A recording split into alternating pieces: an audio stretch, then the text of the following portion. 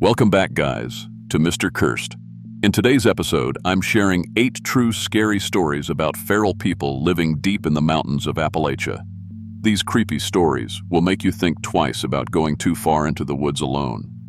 But before we begin, please consider subscribing and don't forget to like and share it with your friends. Let me know where you're watching from. Thank you all. Now, let's get started.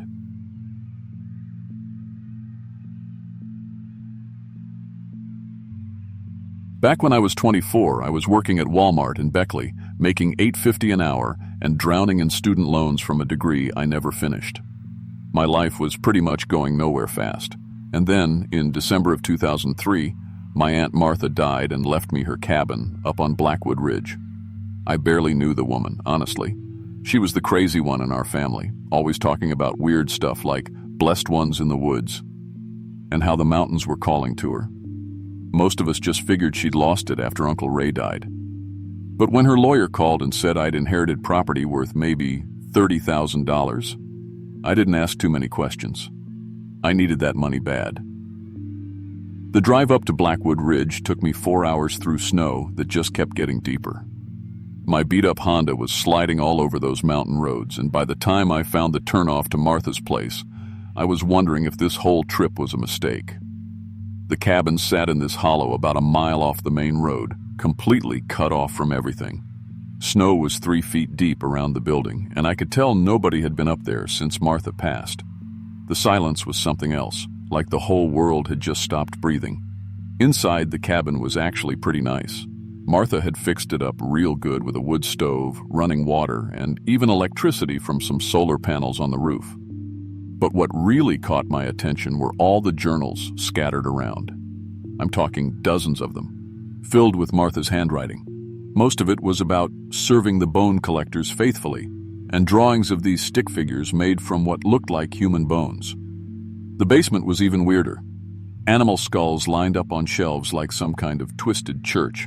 I figured Martha had gotten into some kind of New Age thing or maybe started collecting roadkill.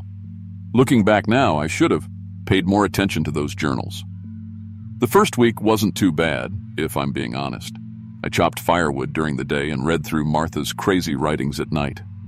Some of it was prayers written in a language I'd never seen before, and there were these detailed drawings of people dancing in circles around bone sculptures. It was creepy, sure, but I chalked it up to Martha being lonely and letting her imagination run wild. Then I started hearing the hymns. It would happen right after sunset, these voices echoing through the valley, singing in that same strange language from Martha's journals. At first I thought maybe it was just wind through the trees or my mind playing tricks on me. But the singing came every single night, always from the same direction, deeper in the woods. And it wasn't just one voice. It sounded like maybe 20 or 30 people, all singing together in perfect harmony. On my 8th morning there, I woke up to find bone sculptures in my yard. They were made from deer bones, but arranged to look like people holding hands in a circle. The snow around them had melted in perfect rings, and when I touched the ground underneath, it was warm. The craftsmanship was incredible. Whoever built them knew exactly how to fit each bone together to create these dancing human shapes. Every morning after that, more appeared. They got bigger and more detailed each time, and I started finding Martha's old clothes arranged around them like offerings. Then came the incense smell, sweet and sickening, drifting through the trees from somewhere deeper in the woods. I followed it one afternoon and found a cave entrance decorated with what I'm pretty sure were human finger bones. They were strung together like Christmas lights around the opening, clicking together in the wind. I could hear people chanting inside, that same language from Martha's journals, and the voices echoed like there were dozens of people deep underground. When I heard footsteps coming toward the entrance, I backed away real quick and headed home. That night they came to my cabin. I was reading another one of Martha's journals when I heard footsteps crunching through the snow outside. Not just one person, a whole group of them, walking in perfect rhythm. When I looked out the window, I saw them. Maybe 15 people, all pale and thin, wearing animal skins and jewelry made from bones. Their hair was twisted with what looked like finger bones, and they moved without making any sound, except for their footsteps. The leader was this ancient woman with milky white eyes. When she spoke, her English was perfect. But there was something wrong with her voice, like it was coming from somewhere deep inside a well. She said Martha had prepared me to join their Holy Bone Church. Then she did something I still don't understand. She whistled in that strange language, and 3 deer just walked right up to her. She petted them like house cats while she talked. She explained that they were chosen ones who had left the sinful world back in the 1800s to serve the bones. They lived in caves, ate only what the forest provided them, and worshipped death itself. She said they could speak to the spirits of every animal they killed, and the bones would tell them the future. They wanted me to drink blood from a skull bowl to become one of their blessed family. When I told them no, the old woman just smiled and said, "Martha said you would resist at first." After that, they surrounded my cabin every night. I'd hear them singing their bone prayers for hours, and somehow they could control the wildlife. Wolves and bears would scratch at my doors, and I'd find my food replaced with raw meat and these bitter herbs that made me sick when I tried to eat them. I started having dreams about Martha calling me to come join the bone dancers in their caves. It wasn't until later that I realized she'd been feeding them information about me my whole life, the leader womb. And she could see my future by scattering animal bones on the ground. She told me exact details about my childhood that only family would know, things I'd never told another soul. The bones showed her that I would die alone and poor unless I joined them. Other cult members started appearing in my dreams, showing me how peaceful their life was underground, how they never worried about money or jobs or any of the things that stressed me out. I could feel my will starting to break down. Part of me was actually wanting to drink from that skull. One night in late January, I finally gave in. I took Martha's ceremonial knife, this bone-handled thing I'd found in her bedroom, and walked through the snow toward the cave. They were waiting for me in an underground chamber filled with thousands of bone sculptures. When they saw me coming, they started crying and rattling bones together, saying I was finally home. But when the leader brought out that blood skull, something inside me just snapped. I ran back through the snow while they howled behind me and sent winter wolves to hunt me down. I could hear paws pounding through the drifts, getting closer and closer. Made it to my car and drove through a blizzard at 3 a.m, sliding on ice, those wolves following my headlights until I reached the main road. The Honda ran out of gas right as I flagged down a snowplow driver who gave me a ride to the nearest town. I never went back. Let the bank take the cabin, moved down to Florida the next week, and I've been here ever since. But I still have dreams about that bone church calling me back to the mountains. The weird thing is, I found out later that Martha had left similar cabins to 3 other family members, distant cousins I'd never met. All 3 of them disappeared within 6 months of inheriting their property. Sometimes I wonder if those bones really could tell the future, because that leader woman was right about one thing. I am alone, and I am poor. But I'd rather be broke in Florida than blessed in those caves. To this day, I can't listen to people singing hymns without getting the shakes.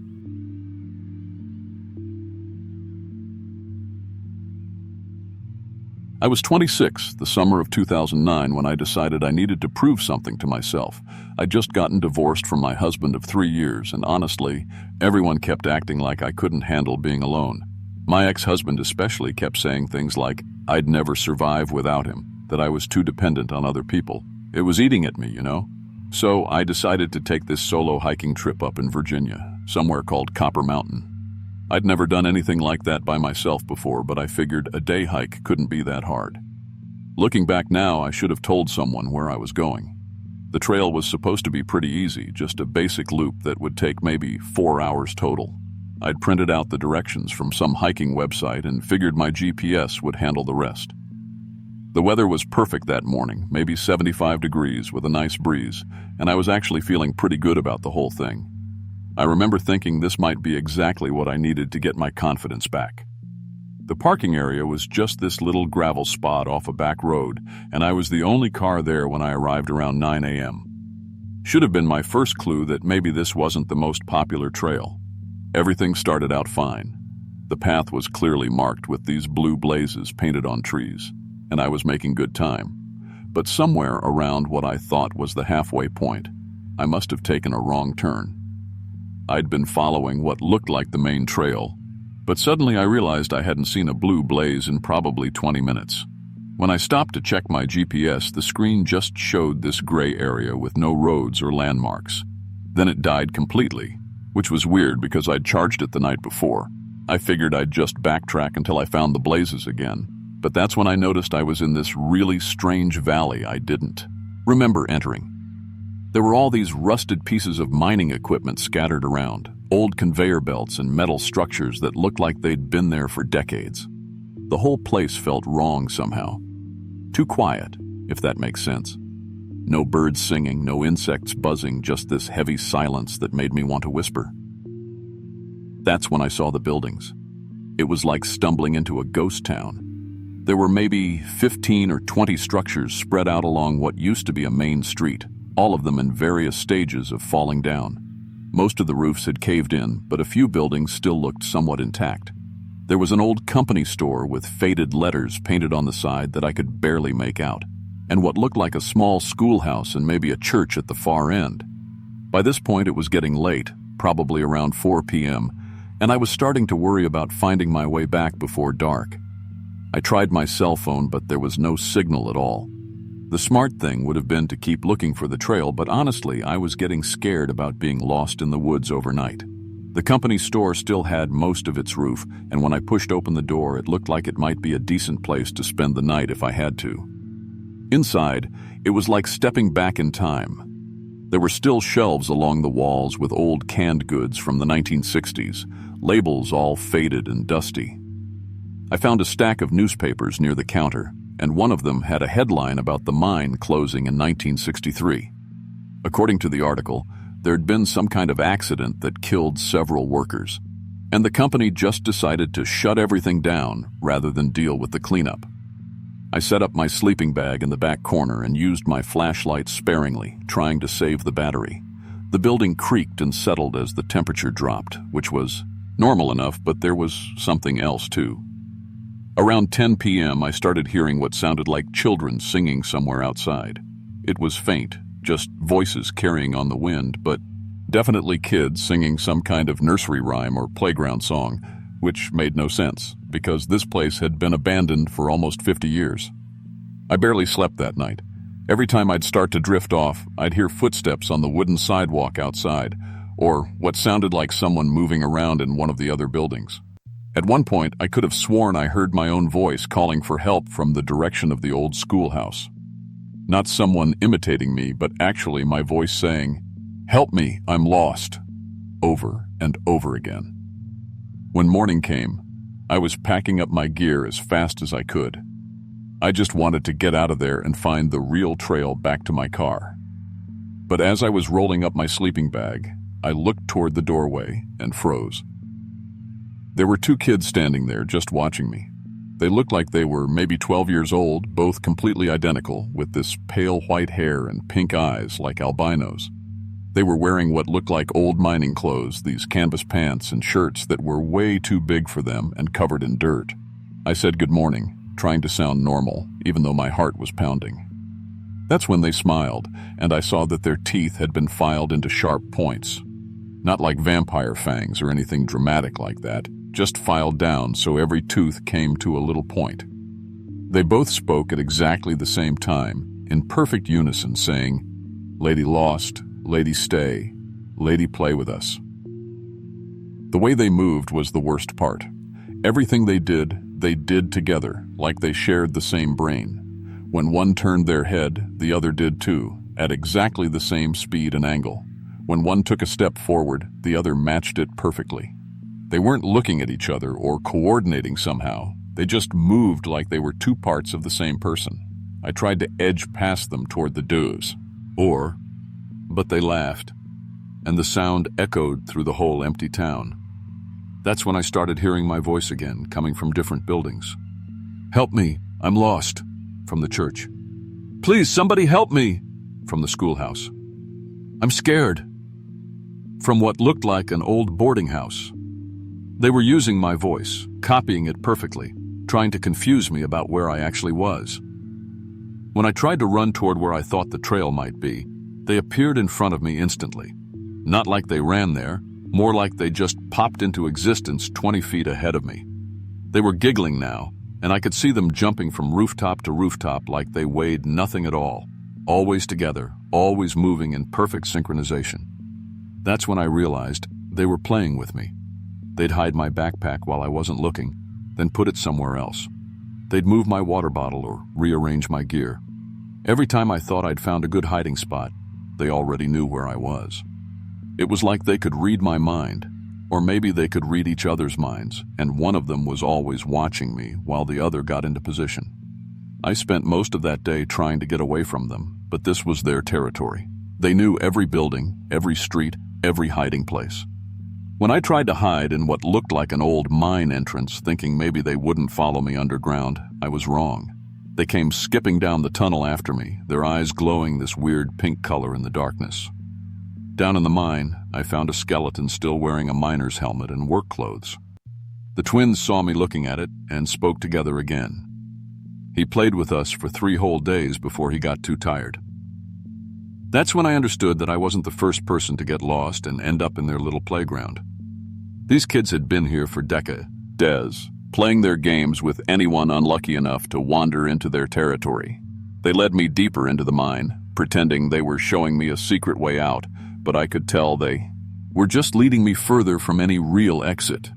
They kept giggling about their clever trick, and I started feeling dizzy, like something was draining my energy. The deeper we went, the weaker I felt. And I realized that's probably what happened to the skeleton guy. They played with him until he just couldn't run anymore.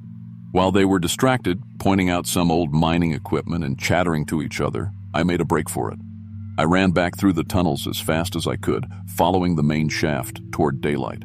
I could hear them behind me, calling my name in voices that sounded like my mother, my sister, even my ex-husband. But I didn't stop running until I saw real sunlight. I made it back to the trail somehow, though I still don't know how. My legs were shaking so bad I could barely walk, and I kept looking back to see if they were following me. They weren't, but I could hear their voices in the wind, singing that same nursery rhyme I'd heard the first night. My car wouldn't start at first, and for a terrible moment I thought they were somehow keeping me there. But the engine finally turned over, and I drove straight to the nearest police station. I told them about getting lost and finding the old mining town, but when they asked about the children, I couldn't bring myself to describe what I'd really seen. I just said I thought I'd heard voices and maybe someone should check if there were kids living up there. The officer looked at me like I was having some kind of breakdown, which maybe I was. He said people got lost in those mountains all the time, and sometimes stress and dehydration could make you imagine things. He took down my information and said they'd send someone to check the area when they had a chance, but I could tell he wasn't taking it seriously. I never went back to find out if they investigated or not. To this day, I won't go hiking alone, and I definitely stay away from any trails in Virginia. Sometimes I wonder if those twins are still there, waiting in that abandoned town for the next lost hiker to stumble into their territory. Part of me hopes that police officer was right, that I just imagined the whole thing because of stress and being scared and alone. But deep down, I know what I saw was real. Those weren't normal kids, and they're still out there, playing their games with anyone unlucky enough to get lost on Copper Mountain.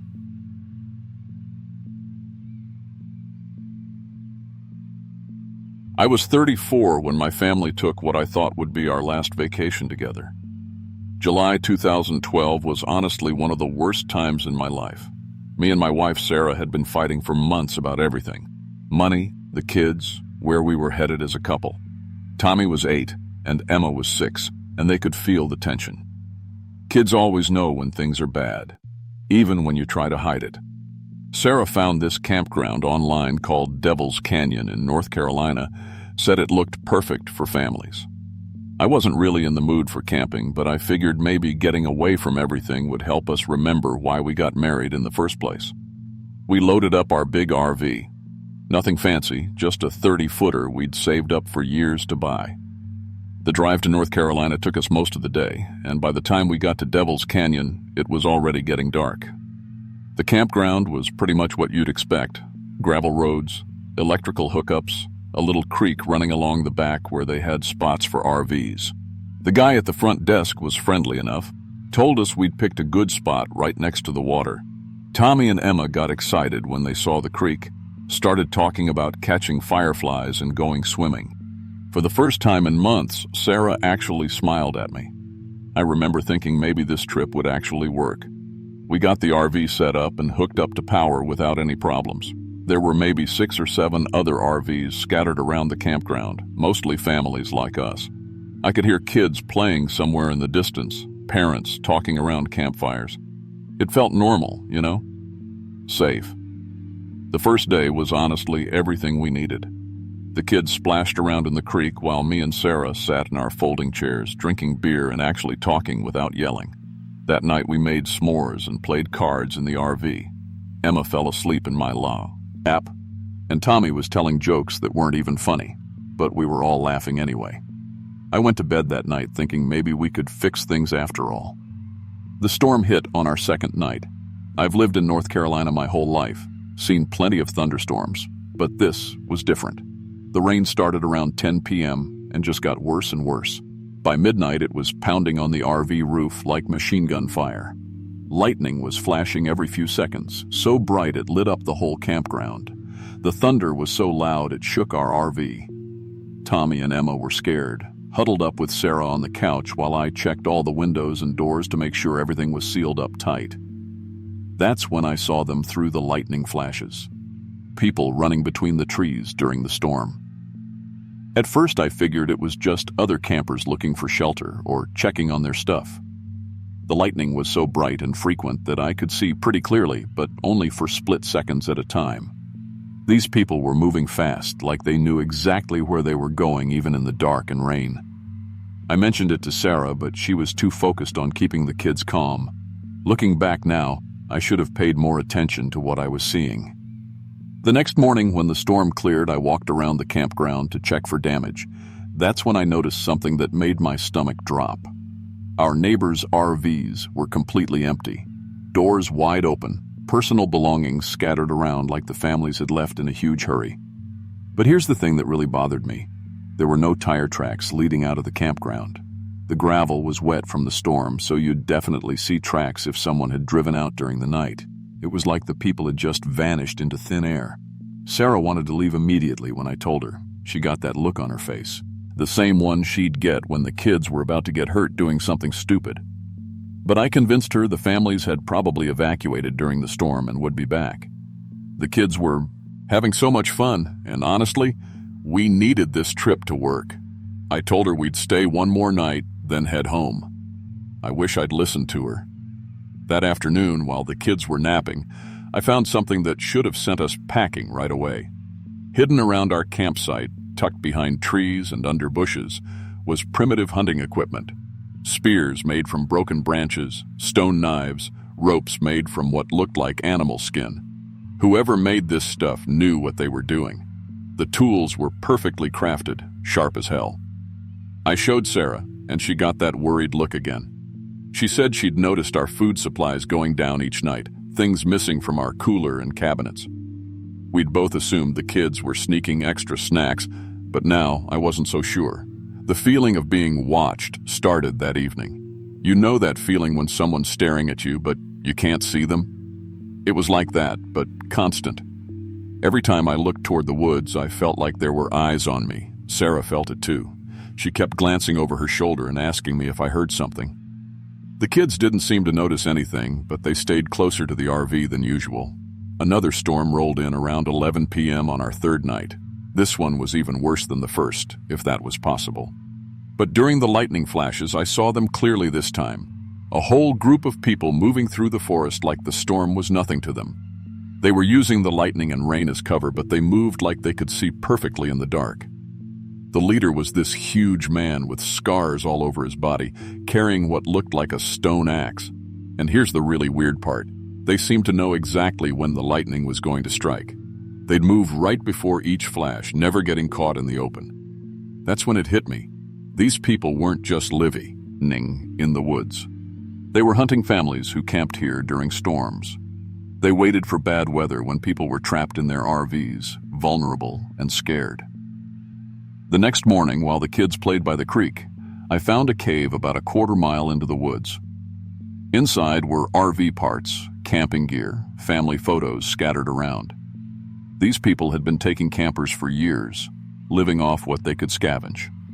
But there was one of them who was different, a young woman with the saddest eyes I've ever seen. She appeared near our RV while I was sitting outside that evening, moved out of the woods so quietly I didn't even hear her coming. She spoke broken English, but I could understand her. She told me to run when Skyfire comes again.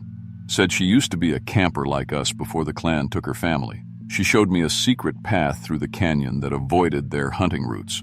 She said the clan punished members who helped victims, but she couldn't watch our kids die.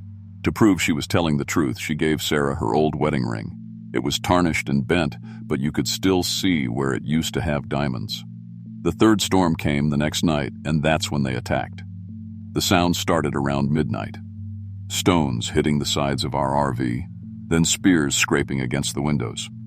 Tommy and Emma were screaming while me and Sarah barricaded the doors with everything we could find. I could hear them outside trying to puncture our tires, cut the power lines, trap us so we couldn't escape. The leader was shouting orders in a mix of English and some language I'd never heard before. They worked together like a pack of wolves, perfectly coordinated. The woman who'd warned us created a distraction, led some of the hunters away from our RV. During a lightning flash, we escaped through the back window. I carried Emma, while Sarah carried Tommy, and we followed the secret trail markers the woman had shown us. Behind us, we could hear the clan howling like animals, angry they'd lost their prey. We ran through that storm for what felt like hours, following painted rocks and broken branches that marked the safe path. We made it to the main road just as the sun was coming up. A park ranger found us there, soaked and exhausted and probably looking half crazy.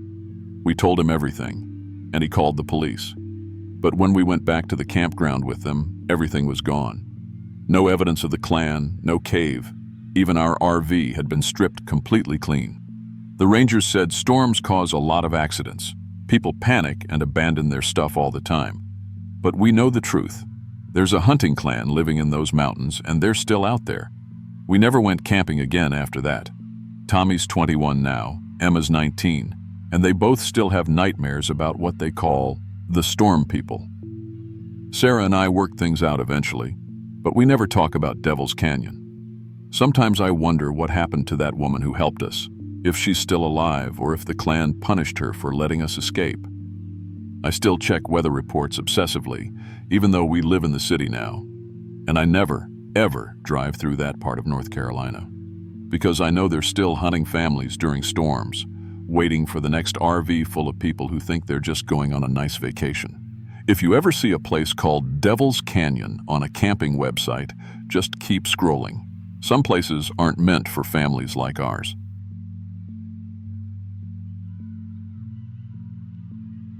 I was 27 when I took the foreman job with Appalachian Energy Corp. Honestly, I needed the money bad. My wife Sarah was pregnant with our first kid, and construction work in Virginia had been pretty slow that summer. When they offered me decent pay to run a crew building a gas pipeline through some remote mountain valley, I jumped on it. The job was supposed to last 3 months, maybe 4 if we hit complications. Looking back now, I should have asked more questions about why they were paying so much for what seemed like straightforward work. Lost Creek Valley sits way up in the mountains, about 2 hours from the nearest real town. The road getting there was mostly gravel and dirt, winding through thick forest that made you feel like you were driving into nowhere. My crew was 12 guys total, all experienced with pipeline work. Good men who knew their jobs. The company had us staying in temporary trailers they'd hauled up there, complete with generators and satellite internet that worked maybe half the time. The first couple weeks went smooth enough. We were clearing trees and grading the route, standard stuff. The valley itself was pretty, I'll give it that. Rolling hills covered in thick forest with a creek running right down the middle. Real quiet place. Too quiet, honestly. You'd expect to hear birds, insects, something. But most days it was just the sound of our equipment and the wind moving through the trees. It was my guy Danny who first mentioned the old equipment. We were working about a mile into the valley when he called me over to look at something. There, sitting maybe 50 yards off our route, was a bulldozer, covered in rust and vines like it had been there for years. What made it weird was all the stuff piled on top of it. Animal bones, mostly deer, I think, but arranged in these patterns. Not random like you'd expect from scavengers. Deliberate patterns, like someone had placed them there on purpose. "Boss, that's not the only one," Danny said, pointing deeper into the woods. He was right. I could see at least 2 more pieces of equipment scattered through the trees, all old, all covered in the same bone arrangements. When I radioed back to the company supervisor, a guy named Peterson, he just said there'd been technical difficulties with previous crews and not to worry about it. That should have been my first red flag, but the money was too good to walk away from. The next week, we found the camps. 3 of them, scattered around the valley at different spots. Looked like construction crews had been living there, but they'd just up and left everything behind. Tents still set up, coolers with food that should have rotted years ago but somehow hadn't. Personal stuff too. Wallets, family photos, work boots lined up neat outside tent flaps like the guys were just coming back from a shower. I found a wallet belonging to Tom Bradley. Had a driver's license from 2015. According to the ID, he was a construction foreman, just like me. There were pictures of his family, credit cards, even cash still inside. What kind of man leaves everything behind like that? I asked Peterson about it when I called in that night, and he got real quiet before saying something about worker retention issues they'd had in the past. Danny and a couple other guys were getting spooked, talking about leaving. I can't say I blamed them, but I had bills to pay and a baby coming. I told them to stick it out, that there had to be a reasonable explanation for all this. Companies don't just lose entire crews of workers. People don't just disappear. That's when we made contact with them. It was early morning, maybe 6 a.m., when I saw smoke rising from deeper in the valley. Campfire smoke, thin and gray against the sky. I took Danny and 2 other guys, left the rest working on the pipeline, and went to investigate. What we found was a settlement I'd never seen before, even though we'd been working this valley for weeks. Maybe 30 souls, or 40 people living in wooden structures built into the hillside. Mix of ages, men and women, even some kids. They were dressed strange, combination of regular work clothes and animal skins, like they couldn't decide if they were construction workers or mountain people. When they saw us coming, they didn't run or hide. They just watched us with this calm, patient look. Their leader was Tom Bradley. Same face as the driver's license, same name, but something was different about him. He talked normal enough, shook my hand, and introduced himself like we were meeting at a job site. Said he'd been the foreman on the 2015 crew, decided he liked the valley so much he never left. Found peace in the old ways, he called it. But when he shook my hand, something happened. Can't really explain it proper. Felt like something was being pulled out of my head, like when you're trying to remember a word, but it's right on the tip of your tongue. For about 2 hours after that handshake, I couldn't remember Sarah's name, couldn't remember my home address, had to check my wallet to figure out where I lived. Bradley and his people were real interested in our work, asked lots of questions about the pipeline, about construction techniques, about life outside the valley. They seemed hungry for information, like they'd been cut off from the world for years and were trying to catch up. Danny mentioned later that when he shook hands with one of the women, he forgot how to operate a backhoe for the rest of the day. Skills he'd had for 15 years, just gone. That night, back at our camp, my phone rang. It was Sarah calling to check on me. Nothing unusual there, except when I answered, I heard my own voice talking to her. My exact voice, telling her I was fine, that the work was going great, that I'd be home soon. But I wasn't talking. I was listening to myself have a conversation with my wife while I stood there with the phone in my hand, not saying a word. The next morning, I told the crew we were packing up and leaving. Something was seriously wrong in that valley, and I wasn't going to risk my men to figure out what. But when we got to our vehicles, the engines wouldn't start. All of them. Trucks, generators, equipment, everything electronic was dead. Radio, too. We were stuck. Bradley showed up around noon with some of his people, said they'd heard we were having technical difficulties and wanted to help. He explained it real matter-of-fact, like he was talking about the weather. They could take memories, he said, knowledge, skills, experiences. Been doing it for over a century, starting with loggers back in the 1800s, then miners, now construction crews. They didn't hurt people, not exactly. They just absorbed what they needed. How to operate modern equipment, how to talk to families on the phone, how to blend in with the outside world. The company knew about them, had been using them to handle problems for years.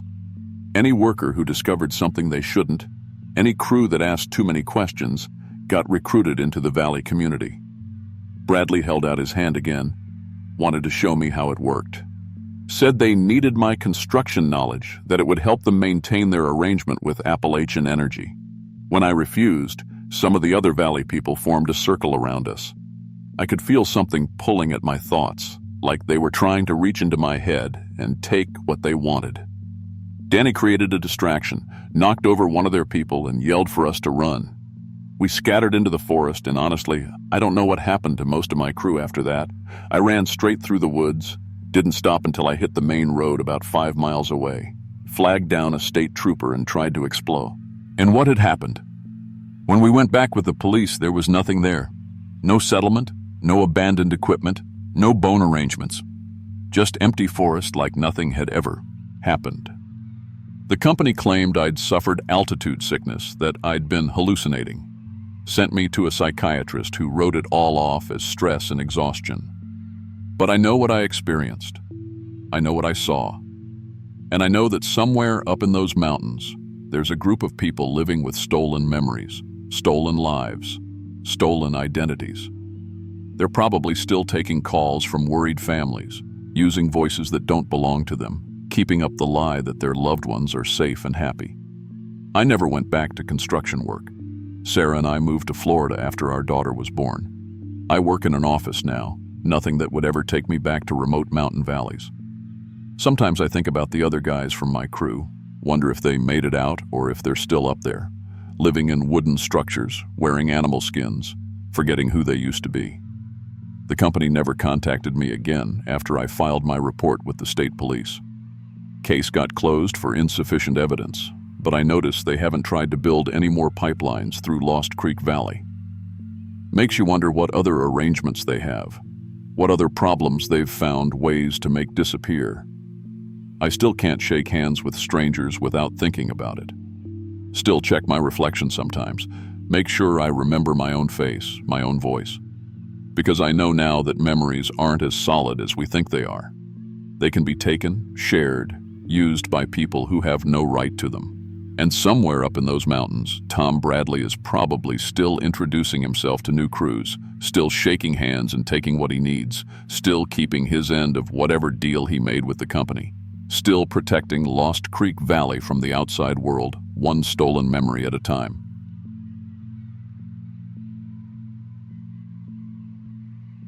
I was 22 when I decided I needed to get as far away from civilization as possible. I'd just graduated college, had no job lined up, and honestly felt like I was drowning in all the expectations everyone had for me. My parents kept asking about my 5-year plan. My girlfriend kept hinting about moving in together, and I just needed space to think. So I packed my hiking gear and decided to spend 5 days alone on the Devil's Backbone Trail in North Carolina. Looking back now, I should have told someone exactly where I was going. The trail isn't well known, which was exactly what I wanted. It's about 40 miles of rough terrain through some of the most remote parts of the Blue Ridge Mountains. The kind of place where you might not see another person for days. I figured 5 days of nothing but me, my thoughts, and the wilderness would help me figure out what I actually wanted to do with my life. I loaded up my backpack with enough food and water for the trip, threw it in my beat-up Honda Civic, and drove 3 hours to the trailhead. The first day went exactly like I'd hoped.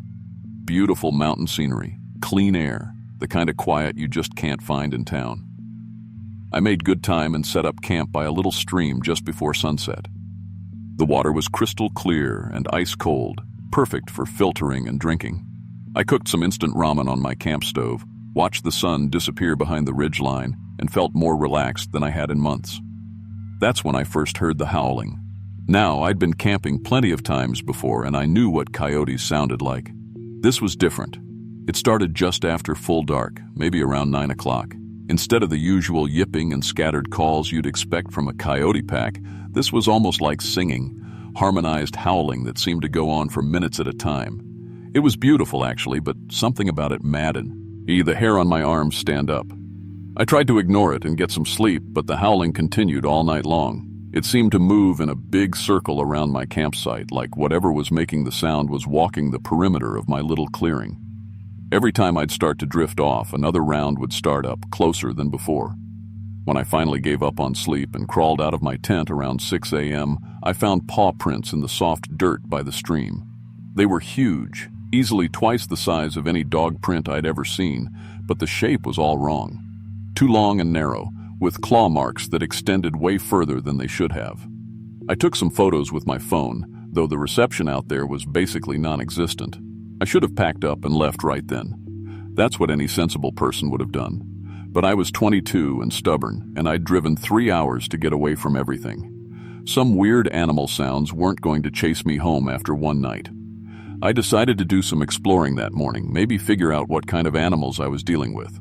The paw prints led away from my campsite and up toward a ridgeline about half a mile to the north. The trail was easy enough to follow. Whatever had made those prints didn't seem to care about being tracked. About halfway up the ridge, I stopped dead in my tracks. There were people up there. A whole group of them, maybe 8 or 10, sitting in a semicircle on a flat outcropping of rock. But they weren't sitting like normal people sit. They were crouched on all fours, perfectly still, staring down at me. I raised my hand in a friendly wave, figuring they were just other hikers taking a break. None of them waved back. They just kept staring. That's when I noticed they weren't wearing normal hiking clothes. Most of them were shirtless, men and women both, and their skin was covered in what looked like crude tattoos. Dark lines and symbols that reminded me of animal markings. A few of them had long hair that was matted and tangled, like they'd been living outdoors for a long time. The biggest one, a guy who had to be at least 6.5 feet tall, stood up slowly and started walking down toward me. Not walking, really. Moving on his hands and feet like some kind of animal, but keeping his eyes locked on mine the whole time. I'll be honest, I was scared, but I was also curious. These people obviously lived out here in the mountains, and I wanted to understand what I'd stumbled into. When he got about 10 feet away from me, the big guy straightened up to his full height and spoke. "You camping by the creek?" His voice was rough, like he didn't use it very often, and he made these low, growling sounds between words. "Yeah," I said, trying to keep my voice steady. "Just hiking through. I'll be moving on this morning." He studied me for a long moment, his head tilted to one side like a dog listening to a high-pitched sound. "Name's Marcus," he said. "This is our territory. Has been for a long time." The way he said "our territory" made something cold settle in my stomach. I glanced back up at the ridge, where the rest of his group was still watching us, still crouched on all fours. "I didn't know," I said. "I can find somewhere else to camp." Marcus made a sound that might have been laughter, but it came out more like a bark. "Too late for that," he said. "You've already caught our scent, and we've caught yours." Before I could ask what that meant, he cupped his hands around his mouth and let out a long, wavering howl. It was exactly the same sound I'd been hearing all night. Within seconds, the rest of the group on the ridge answered, their voices joining together in that same harmonized call. "We've been living in these mountains since right after the Civil War," Marcus said when the howling died down. "My great-great-grandfather came up here to hide from some trouble he'd gotten into down in the valley. Found out he could live better as a wolf than he ever had as a man." I must have looked confused because he grinned, showing teeth that were way too sharp. "Humans are weak," he said, "always worried about rules and society and what other people think. Wolves know better. Wolves understand that strength and family and territory are the only things that matter." The rest of the group had started moving down from the ridge, still on all fours, forming a loose circle around us. Up close, I could see that their fingernails were long and yellowed, more like claws than nails. Their teeth were filed to points. We learned to hunt like wolves, Marcus continued. Think like wolves. Be wolves. Can track a scent for miles. Can bring down a full-grown deer with nothing but our hands and teeth. One of the women in the group, a thin blonde with scars covering her arms, approached my left side. "You smell different," she said, her voice barely more than a whisper. "Most people who wander into our territory smell like fear and weakness. You smell like you're searching for something." "I am," I said, surprised by my own honesty. Marcus nodded approvingly. "Wolf spirit recognizes wolf spirit. You got something wild inside you, boy. Something that's been caged up by all that civilized living." They invited me to stay for dinner. I know how that sounds. I know how stupid it was to say yes. But something about these people fascinated me. They'd completely rejected everything I'd been taught about how life was supposed to work, and they seemed genuinely happy. Free in a way I'd never felt. We spent the afternoon hunting together. And when I say hunting, I mean they taught me to track a deer through the forest using nothing but scent and instinct, to move silently through thick brush, to communicate using hand signals and subtle sounds. When we finally cornered the deer, Marcus killed it with his bare hands, broke its neck in one quick motion, then slit its throat with his fingernails. The whole group fell on it immediately, tearing off chunks of raw meat and devouring them. They offered me some. I was hungry. And something about the way they ate, the pure animal satisfaction of it, made my mouth water. The raw venison tasted better than any meal I'd ever had at a restaurant. That night they told me about the transformation. "Takes 3 nights, Marcus explained as we sat around their fire. "First night you dream of running wild. Your sleeping mind remembers what your body used to be before civilization tamed it. Second night, you sleepwalk. Your body takes over while your human mind is quiet. You hunt, you run, you howl. You remember what it feels like to be truly alive. Third night, you choose. You can go back to your human world, keep pretending that's all you are. Or you can stay with the pack and become what you were always meant to be." I should have left. Should have hiked back to my car right then and driven straight home. But as we sat there around the fire, listening to the rest of the pack howling in the distance, I felt something I'd never felt before. Like I belonged somewhere. Like I was part of something bigger than myself. I stayed.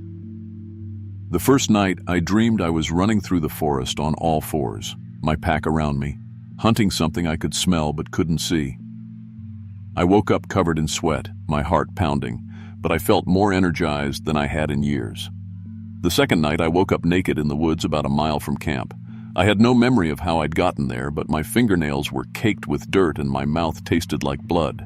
Marcus found me there just before dawn, grinning like he'd expected it. "Your body knows what it wants," he said. "Now your mind just has to catch up." By the third day, I could smell things I'd never noticed before. The individual scents of different trees, the musk of animals that had passed through hours earlier, the specific odor that meant fresh water was nearby. My teeth felt sharper when I ran my tongue over them. My fingernails had grown almost an inch overnight. That evening, as the sun disappeared behind the mountains, Marcus laid out my choice. "You can go back," he said. "Drive home, get a job, find a wife, have kids, die in a hospital bed never knowing what you really were. Or you can stay with us, live free, run wild, be part of a family that will never leave you behind." He showed me a collection of driver's licenses and ID cards they kept in an old ammunition box. Dozens of them, from people who'd made the same choice over the years. Normal-looking people in their DMV photos, but I could see something wild in their eyes. "They're all still here," Marcus said, "living their true lives." As darkness fell and the pack began their nightly howling, I felt that same energy building inside me again. The urge to run, to hunt, to abandon everything that had been holding me back. I almost stayed. I came so close that I actually started taking off my clothes, ready to run with them into the forest. But at the last second, some small part of my human mind kicked in. I thought about my parents, my girlfriend, my little sister who looked up to me. And I realized that no matter how free these people seemed, they'd given up something important too. They'd cut themselves off from everyone they'd ever cared about. "I can't," I told Marcus. He looked disappointed but not surprised. "Your choice," he said, "but you'll always know what you're missing." They let me leave. I hiked back to my car in the middle of the night, my enhanced senses making the darkness feel like daylight. By the time I reached the trailhead, the strange sharpness in my teeth was gone. My fingernails had returned to normal. Whatever had been changing in me had stopped. I drove straight home and never told anyone what had happened. But sometimes on quiet nights when the wind is blowing through the tree, it's just right. I hear howling in the distance. And for just a moment, I remember what it felt like to be part of something wild and free. I never went back to Devil's Backbone. I got a job, eventually married my college girlfriend, had 2 kids, built a normal, civilized life. But I still think about Marcus and his pack sometimes, about the choice I made and the life I might have lived if I'd been brave enough to stay. To this day, I can smell things other people can't. And sometimes, in my dreams, I'm still running through those mountains with my pack around me, hunting under the stars.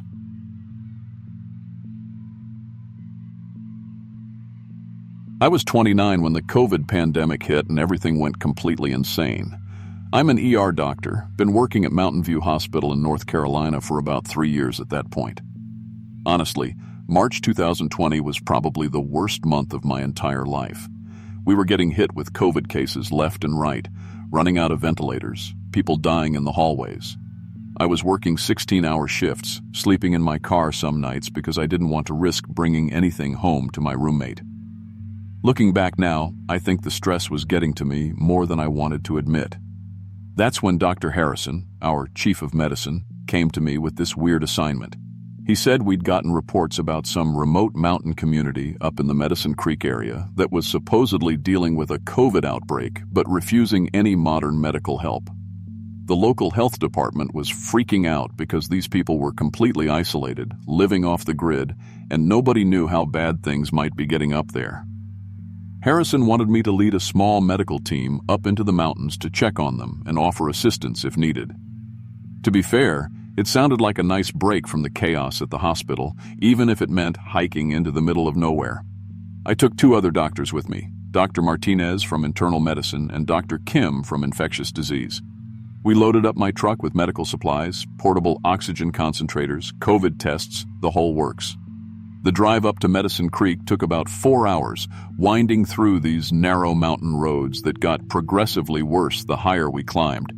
My GPS stopped working about halfway up, which wasn't totally surprising given how remote we were getting. We had to use an old paper map that Harrison had given us, following logging roads and dirt tracks that looked like they hadn't been maintained in decades. When we finally reached the community, I have to admit I was pretty impressed. It wasn't some ramshackle collection of shacks like I'd been expecting. These were well-built log cabins scattered throughout a valley, with gardens and herb patches everywhere. Smoke was rising from chimneys, and I could see people moving around, tending to their daily business. It looked peaceful, honestly, like something out of a history book. The person who greeted us was this older woman who introduced herself as Mother Sarah. She had to be in her 70s, but she moved with this energy that made her seem much younger. Her hair was completely white, braided down her back, and she wore this simple brown dress that looked hand-sewn. What struck me most were her eyes. They were this pale blue color, almost gray, and when she looked at you, it felt like she was seeing right through you. "We've been expecting you," she said, which seemed odd since we hadn't called ahead. But mountain communities can be pretty tight-knit, so I figured word had gotten around somehow. Mother Sarah showed us around the community, and I kept waiting to see signs of illness. People coughing, looking weak, staying isolated in their homes. But everyone we met seemed perfectly healthy. Kids were playing, adults were working in their gardens, elderly folks were sitting on porches, chatting with each other. It was March 2020, right when COVID was hitting everywhere else hard. But these people looked better than most of the patients I saw at the hospital on a normal day. "We heard there was an outbreak here," Dr. Martinez said to Mother Sarah. "Reports of people getting sick with COVID-19. Mother Sarah smiled. "There was sickness, yes. But it's been handled. She led us to what she called the healing house, a larger log building in the center of the community. Inside, it looked part clinic, part kitchen, part Farte, Macy. Dried herbs hung from the rafters, and the air smelled like sage and something else I couldn't identify. There were shelves lined with jars of powders and tinctures, and a large, wood-burning stove where several pots were simmering. "This is where we treat illness," Mother Sarah explained. "Not just the symptoms, but the root causes. Modern medicine focuses on fighting disease, but we focus on restoring balance." I asked if we could see any of the patients who had been sick with COVID. Mother Sarah nodded and brought us to meet an elderly man named Thomas who was sitting by the fire, whittling a piece of wood. She said that just 2 weeks earlier, he'd been so sick with COVID that his family thought they were going to lose him. High fever, couldn't breathe, barely conscious. Thomas looked up at us and smiled. "Felt like I was drowning in my own lungs," he said. "Couldn't take a breath without pain shooting through my chest. But Mother Sarah, she gave me her tea and did her laying on of hands, and by the next morning I was sitting up asking for breakfast."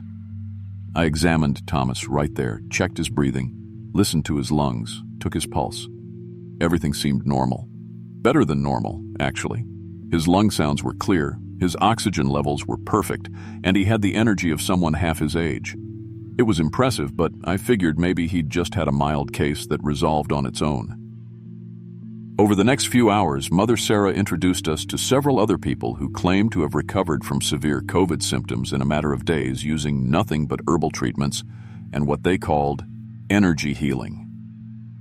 Each person we examined showed no signs of illness whatsoever. Their descriptions of their symptoms sounded like severe COVID cases, the kind that would put people on ventilators at our hospital, but they'd apparently recovered completely without any modern medical intervention. Dr. Kim pulled me aside at one point. "This doesn't make sense," she whispered. "Even if they had COVID and recovered naturally, we should still be seeing some residual effects, lung scarring, fatigue, something. These people look healthier than anyone I've seen in months." That's when Mother Sarah offered to show us their treatment methods. She brought us back to the healing house and started explaining their approach to medicine. According to her, illness was caused by spiritual imbalance, and true healing required addressing not just the physical symptoms, but the underlying energy disruptions that allowed disease to take hold. "Your modern medicine treats the body like a machine," she said.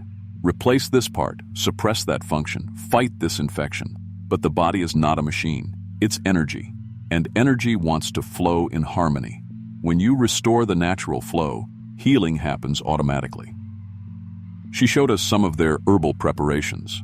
Teas made from local mountain plants, tinctures extracted from roots and berries, salves made from tree bark and pine resin. Some of the ingredients I recognized from medical literature. Willow bark contains compounds similar to aspirin. Echinacea has immune-boosting properties. But others were completely unfamiliar to me. "Would you be willing to let us test some of these treatments?" Dr. Martinez asked. "Maybe we could collaborate, study your methods scientifically." Mother Sarah's expression changed slightly. "Science seeks to understand by breaking things apart," she said. "But healing energy cannot be measured or captured in a laboratory. It must be experienced directly." That's when things started getting weird, honestly. Mother Sarah asked if any of us would be willing to participate in a healing session, just to experience their methods firsthand. I was curious, I'll admit. As a doctor, I'm always interested in alternative treatments that might help my patients, even if I'm skeptical about the underlying theories. I volunteered, and Mother Sarah had me sit in a chair while she placed her hands on my shoulders. At first, nothing happened. But after a few minutes, I started feeling this warmth spreading through my chest. It wasn't unpleasant. Kind of like the feeling you get when you're really relaxed, maybe after a hot bath or a good massage. But there was something else too, something I can't really describe. It felt like Mother Sarah was seeing inside me somehow, not in a creepy way, but like she was aware of things about my body that I wasn't consciously thinking about. The chronic back pain I'd been ignoring for months, the stress headaches I got every Tuesday after our department meetings, the way my left knee had been aching since I'd twisted it jogging last winter. "You carry a lot of weight," she said quietly. "Not just the physical burdens, but emotional ones. The people you couldn't save, the decisions you second guess, the fear that you're not enough. I don't know how she could have known any of that, but sitting there with her hands on my shoulders, I felt lighter somehow. Like pressure I hadn't even realized I was carrying had suddenly been lifted. When the session ended, I felt different, more alert, more energized, but also calmer. Dr. Martinez and Dr. Kim were watching me closely. "How do you feel?" Dr. Kim asked. "Good," I said. "Really good, actually." And that was true. My back pain was gone completely. The persistent, low-level headache I'd been dealing with for weeks had vanished. But more than that, I felt like I could sense things about the other people in the room that I'd never noticed before. Dr. Martinez's anxiety about his upcoming board review, Dr. Kim's worry about her elderly parents back in California, Mother Sarah's deep contentment and sense of purpose. I tried to rationalize what I was experiencing.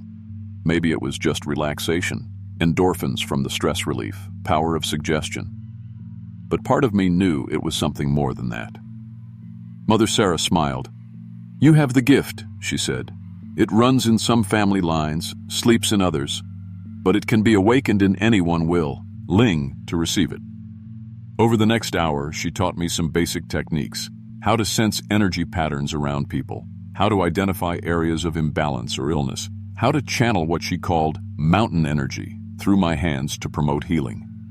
It sounds completely insane when I try to describe it now, but in that moment, it felt as natural as taking someone's pulse or listening to their heart. Dr. Martinez let me practice on him, and I could immediately sense the arthritis in his hands that he'd never mentioned to any of us. When I focused energy toward those areas, he said the pain decreased noticeably. "This is impossible," Dr. Kim said. But when I placed my hands on her shoulders, I could feel the chronic fatigue she'd been struggling with since her residency, and after a few minutes of energy work, she admitted she felt more alert and focused than she had in months. Mother Sarah watched us with satisfaction. "Your people need this knowledge," she said. "Modern medicine has forgotten that healing is about wholeness, not just the absence of symptoms. You could help thousands of patients if you learn to combine technological tools with true healing methods."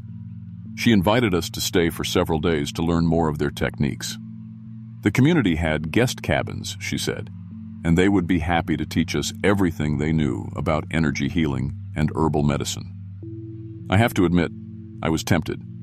If these methods really worked, if they could help people recover from serious illnesses without the side effects and complications of modern treatments, wouldn't I have an obligation as a doctor to learn them? But Dr. Kim was getting nervous.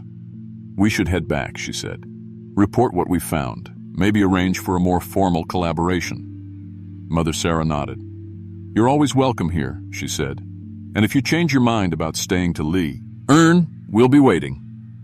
We packed up our medical supplies and started the drive back down the mountain. But something felt different. I kept finding myself aware of things I shouldn't have been able to know. Dr. Martinez's blood pressure was elevated. I could sense it somehow, even though he seemed fine. Dr. Kim had the beginnings of a sinus infection that wouldn't become symptomatic for another day or two. When we got back to the hospital, I tried to put the whole experience out of my mind. It had been interesting, but I had real patients with real illnesses that needed real medical treatment. Still, I found myself thinking about Mother Sarah's community constantly. The peace I'd felt there, the sense of being connected to something larger than myself. Dr. Harrison called me into his office the next morning to debrief about our trip. I told him about the community, their herbal treatments, the fact that everyone seemed healthy despite reports of a COVID outbreak. "Interesting," he said. "What's your assessment of their methods?" I should have given him a standard medical evaluation. Told him it was probably placebo effect, coincidence, maybe they'd never actually had COVID in the first place.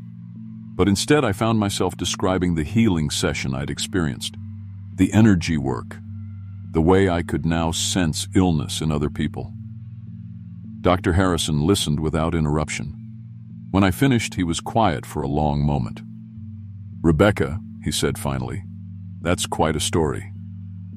"I know how it sounds," I said, "but I can prove it. Give me your hand." He hesitated, then extended his left hand. I placed my fingers on his wrist, closed my eyes, and focused the way Mother Sarah had taught me. Immediately, I could sense several things about his health that he'd never mentioned to anyone. "You have arthritis in your left knee," I said. "It's worse in the mornings, especially when it's going to rain. You're also developing early-stage diabetes. Your blood sugar has been running high for months, but you haven't been tested yet. And you get stress headaches ever." Tuesday after our department meetings. Dr. Harrison stared at me.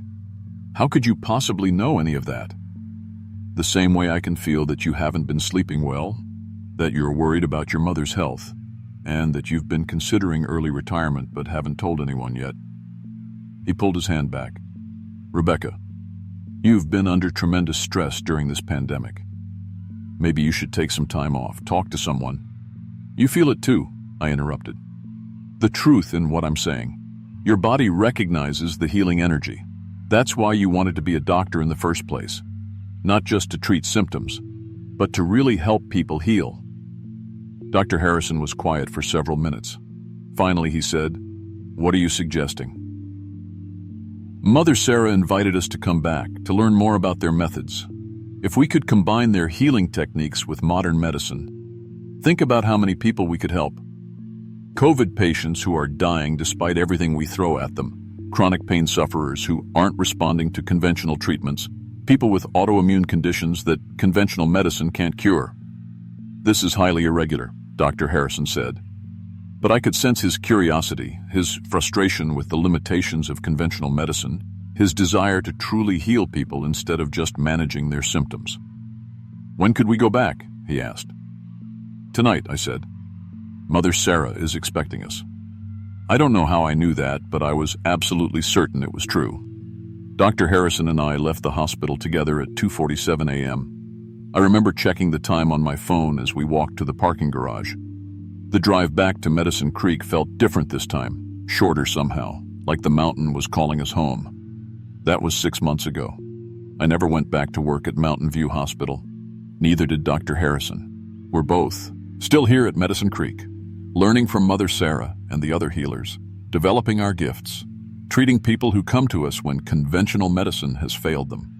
I don't talk about this much because I know how it sounds, but we've helped cure people of cancer, diabetes, autoimmune diseases, chronic pain conditions that doctors said were incurable.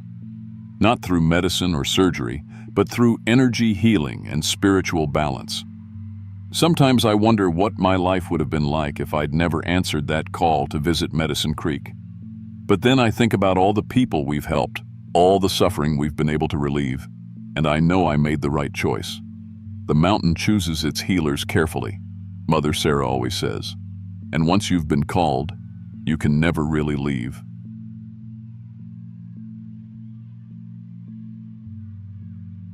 I was 28 when I decided to become a social worker, thinking I could actually make a difference in kids' lives. I worked for the Virginia Department of Social Services, and honestly, most days felt like I was just shuffling papers and making phone calls that didn't change much. But every once in a while, you'd get a case that made you remember why you got into this work in the first place.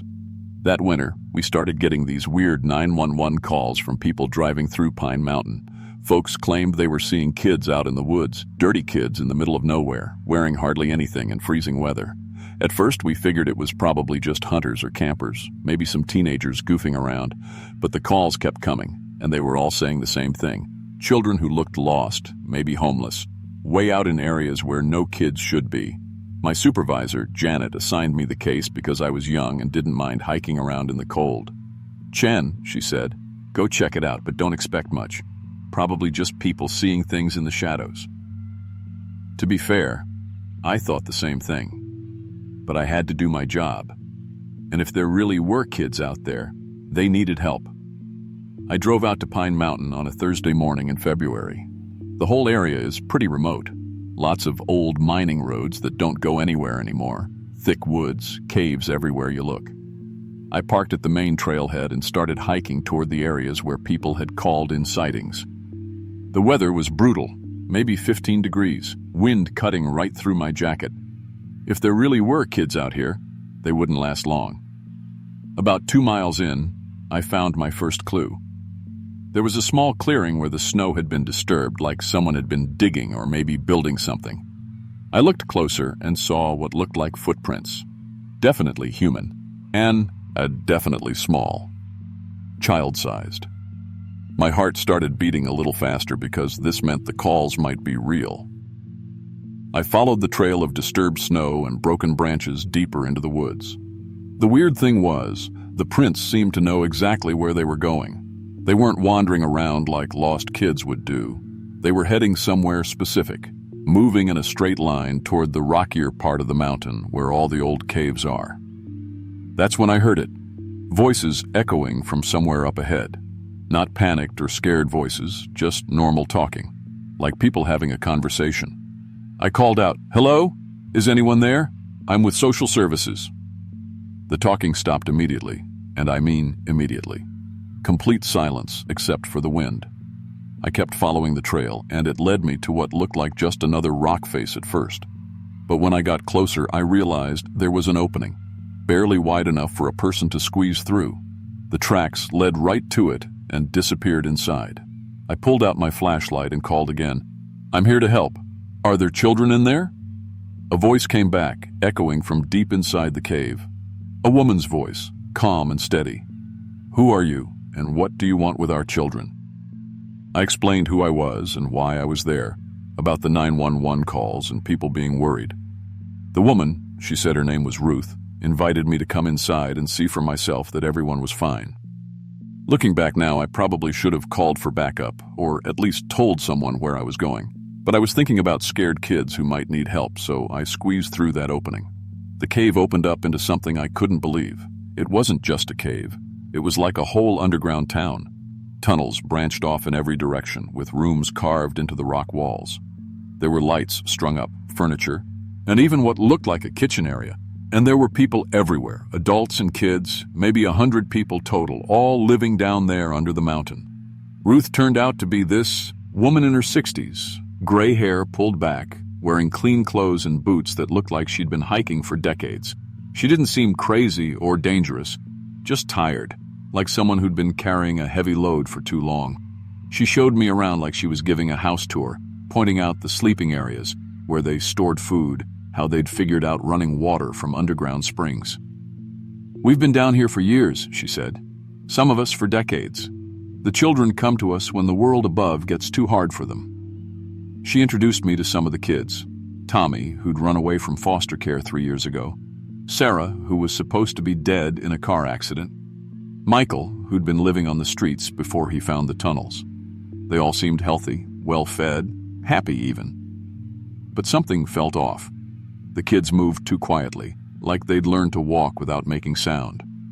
When they talked, they seemed to know things they shouldn't know, like they could tell I was nervous before I even realized it myself. And their eyes, in the dim light down there, their eyes seemed to catch and hold light in a way that wasn't quite right. Ruth explained that their community had been built on old underground railroad routes, caves that had hidden escaped slaves over a century ago. She said her family had been helping people disappear into these mountains for generations, and now they were helping children who had nowhere else to go. It sounded noble, but the more time I spent down there, the more questions I had. The children gathered around me, and I could tell they wanted to talk, but they kept looking at Ruth first, like they needed permission. When I asked them directly if they wanted to leave, if they missed the surface world, they all shook their heads. Tommy, the 12-year-old, said, "It's too bright up there, too loud. Down here we can hear it, or each other's thoughts." That's when I started to really pay attention to what was happening around me. The kids weren't just quiet. They were communicating without speaking. I'd see one child look at another across the room, and that child would nod and go get something, like they'd been asked to do it. When I mentioned being thirsty, water appeared at my elbow before I'd finished the sentence. Ruth showed me their farming areas, these chambers where they grew mushrooms and root vegetables in the dark. She demonstrated how the children could navigate the entire tunnel system without any light at all, moving through passages that I couldn't even see. "They've adapted," she said. "The surface world was too harsh for these children. Down here, they're safe." I stayed for 3 days trying to understand what I was seeing. During that time, something started happening to me. The constant darkness stopped bothering me. I began to hear things, conversations happening in other chambers, footsteps in tunnels hundreds of yards away. My eyes started adjusting to the point where I didn't need my flashlight anymore. On the second night, I realized I could sense the emotions of the people around me. When one of the children was sad, I felt it in my chest. When Ruth was worried about something, I could taste it in the air like metal. It wasn't scary exactly, but it was definitely not normal. Ruth sat me down on the third day and explained things more directly. "The children aren't just hiding down here," she said. "They're becoming something new. The mountain changes people who stay long enough, makes them more sensitive, more connected. The surface world is too harsh for people like us. We feel too much, care too much." She was right about the surface world being harsh. I'd seen enough in my social work to know that. But there was something else going on down there, something that made the hair on my arms stand up, even when I felt perfectly safe. The children weren't just adapting to cave life. They were turning into something that wasn't quite human anymore.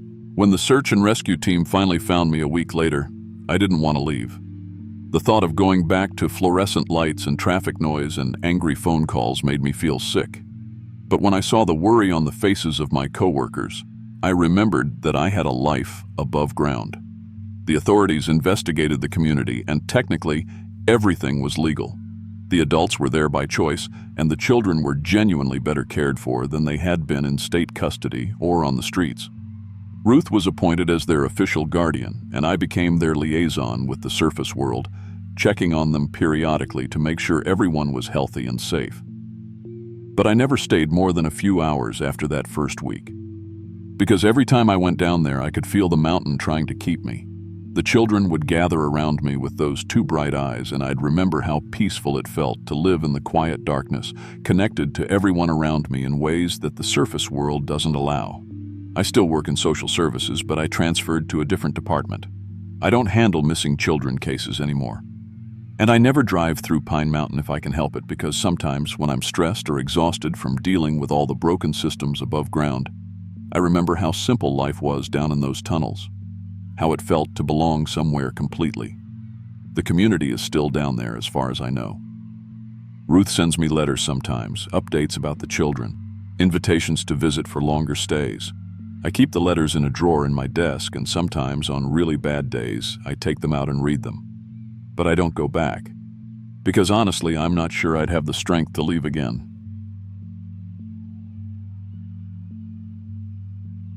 I was 25 when I decided to drive up to West Virginia for my college thesis. I was studying folklore at the University of North Carolina, and honestly, I was getting pretty desperate for a good topic. My professor kept rejecting my ideas, saying they weren't original enough. So I figured I'd head up to the mountains and interview some of the old families about their traditions. You know, get some first-hand stories that hadn't been written about 1,000 times already. I picked Ravens Gap because it was remote and still had some families that had been there for generations. The kind of place where people still lived pretty much the same way their great-great-grandparents did. No cell service, barely any internet, and the closest Walmart was probably 2 hours away. Perfect for finding untouched folklore, or so I thought. The drive took about 6 hours from Chapel Hill. I had my laptop, my recording equipment, and a list of families I'd found through some genealogy websites. The Whitlocks were at the top of my list. They'd been in that area since the early 1800s, and supposedly the current matriarch, Sarah Whitlock, was in her 70s and knew all the old stories. I found their place on my third day there. It was this old farmhouse way back in the mountains, accessible only by a dirt road that my Honda Civic barely made it up. The house looked like something from a history book. Wooden siding that had gone gray with age, a tin roof, and a front porch that sagged in the middle. But it was well maintained, you know? The yard was clean, there were flowers in the windows, and I could smell bread baking when I got out of the car. Sarah Whitlock answered the door before I even knocked. She was exactly what you'd expect from a mountain grandmother, gray hair in a bun, wearing a simple blue dress and an apron. But her eyes were sharp, really sharp, and when she looked at me, I felt like she was seeing something I didn't even know was there. "You're the college girl," she said. It wasn't a question. I introduced myself and explained about my thesis. She nodded along, then invited me in for coffee. The inside of the house was just as old-fashioned as the outside. Wood-burning stove, handmade quilts, furniture that looked like it had been there for decades. But everything was spotless, and there were these beautiful hand-carved decorations everywhere. We sat at her kitchen table, and I got my recorder ready. Sarah started telling me about the usual mountain folklore, stories about wild men in the woods, strange lights on the ridges, animals that acted too smart. I was taking notes, feeling pretty good about the material I was getting. Then she stopped mid-sentence and looked at me with those sharp eyes again. "You want to know about the real traditions," she said, "the ones we don't tell outsiders." I said yes, of course. That's exactly what I was hoping for. Sarah was quiet for a long moment, just studying my face. Then she stood up and walked to the window. When she turned back around, I nearly dropped my coffee cup. She looked 30 years younger. I'm not talking about good lighting or makeup or anything like that. Her gray hair was now jet black. The wrinkles around her eyes were gone. Even her voice sounded different when she spoke. Higher, younger. "We call it wearing skins," she said, like nothing had happened. I just sat there, staring. My rational mind was trying to process what I'd just seen, but honestly, there was no explaining it. This was the same woman, but she looked like she could be Sarah's granddaughter instead of Sarah herself. "How?" I managed to say. She smiled, and it was definitely a younger woman's smile. "My family's been learning the old ways for 200 years. When you live this isolated, this connected to the land, you learn things that folks down in the cities never could." I fumbled for my phone to take a picture, and she didn't stop me. Looking at those photos later, the timestamp shows it's the same person in the same room, just somehow completely different. "It's not like those native stories you might have heard," she continued. "This is something we developed ourselves, through generations of trial and error. We collect skins, animal and human, from those who pass on our mountain.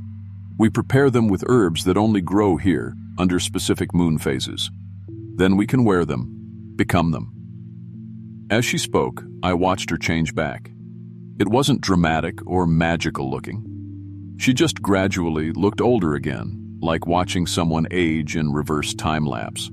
The black hair faded to gray, the wrinkles returned, her posture shifted. "I want to show you something," she said in her normal, older voice.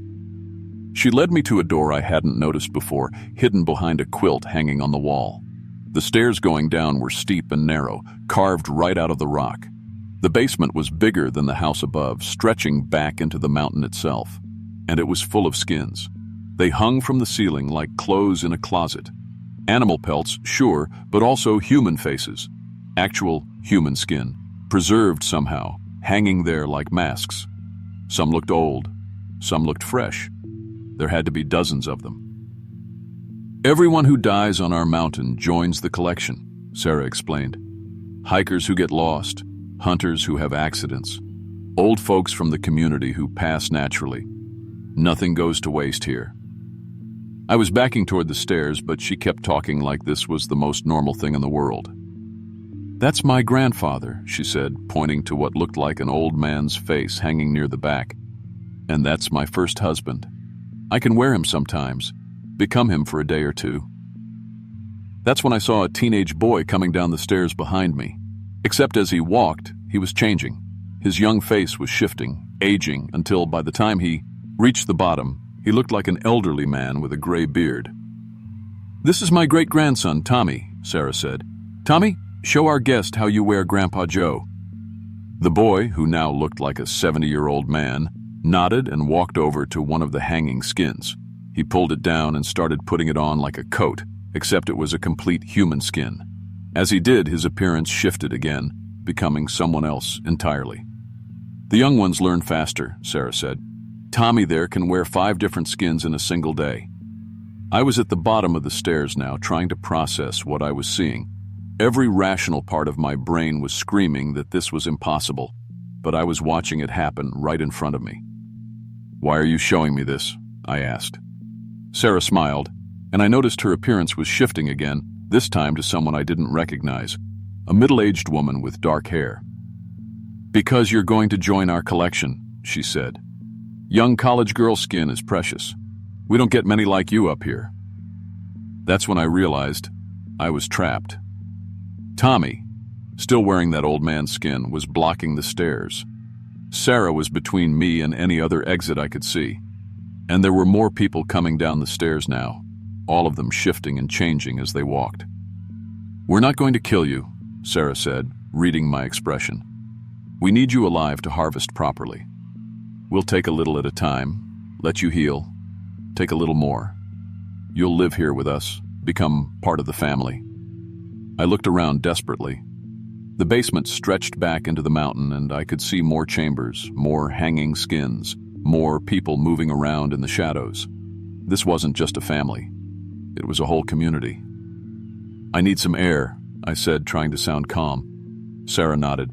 "Of course. This is a lot to take in, but you should know, you've seen our holy gift now. You'll never be satisfied with normal life again. The mountain will call to you."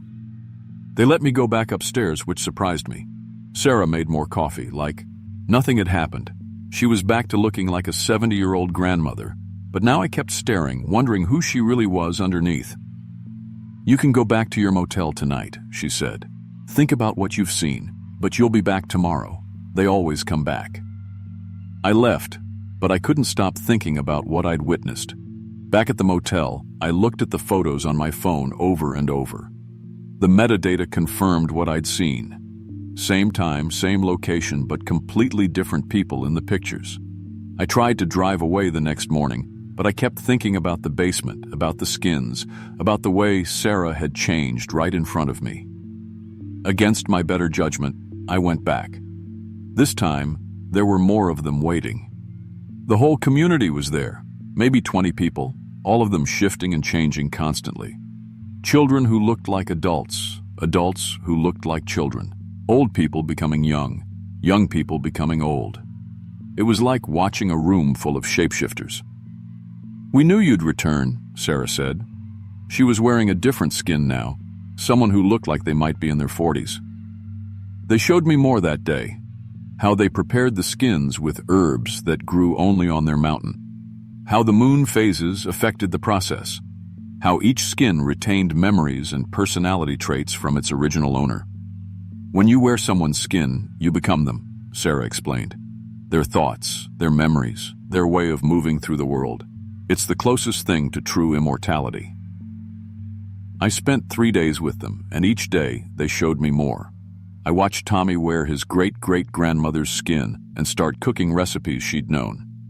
I saw Sarah put on her late husband's skin and fix a fence using techniques he'd learned decades ago.